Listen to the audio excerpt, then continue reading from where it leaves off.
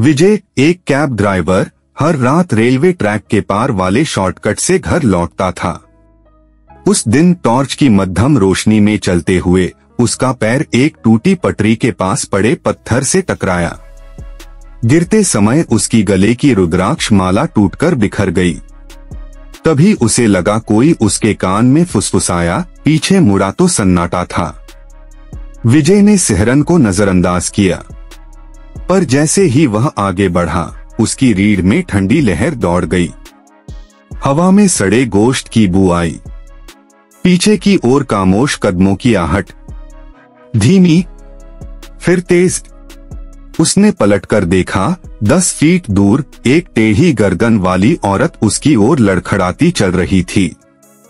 उसकी सफेद साड़ी जमीन पर खींचती लहू जैसी लाल रेखा छोड़ रही थी। विजय की सांसें थम गईं जब उसने उस स्त्री के पैरों पर नजर डाली। वे घुटनों से पीछे की ओर मुड़े थे। हड्डियां त्वचा से बाहर निकलती दिख रही थीं। वह चीखा, भागो खुद ही। वह तूफानी रफ्तार से भागा। घर की गली में पहुंचा तो वही औरत सड़क के बीचों बीच खड़ी थी। उसके बालों से कीचड़ टपक रहा था। मेरा गहना कहाँ है? उसका स्वर किसी कब्र के अंदरूनी हवन कुंड से निकला लगा। विजय ने कांपते हाथ से दूर के जंगल की ओर इशारा किया। अगली सुबह विजय ने देखा, उसकी पत्नी लक्ष्मी का शरीर बर्फ जैसा ठंडा था, पर पसीने से तर।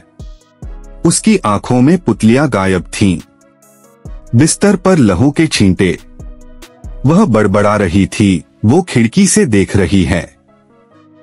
उसकी आवाज मेरे दिमाग में कीलें ठोंक रही है। विजय ने तुरंत मस्जिद से मौलाना साहब को बुलाया। जब वे आए तो लक्ष्मी का माथा धधक रहा था, मानो कोई अदृश्य अंगारे उसकी खोपड़ी में धंसे हों। मौलाना ने घर की हर दीवार पर कुरान की आयतें लिखीं। लक्ष्मी ने हांफते हुए बताया, रात को प्यास लगी तो मैंने खिड़की खोली। वो हमारे दरवाजे पर बैठी थी। उसने जब मेरी तरफ देखा तो मेरे कानों में जिंदा कीड़े घुसने लगे। मौलाना ने अपना आईना निकाला, उसमें दिखा कि लक्ष्मी की पीठ पर एक विकृत बच्चा सवार है। उसने गंभीर आवाज में समझाया, ये आत्मा उस माँ की है जो 2 साल पहले इसी ट्रैक पर ट्रेन से कटकर मरी। उसका बेटा भी उसी के पेट में था।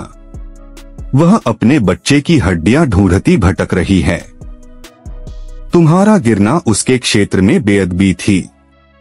मौलाना ने हर बच्चे के गले में काला तावीज बांधा।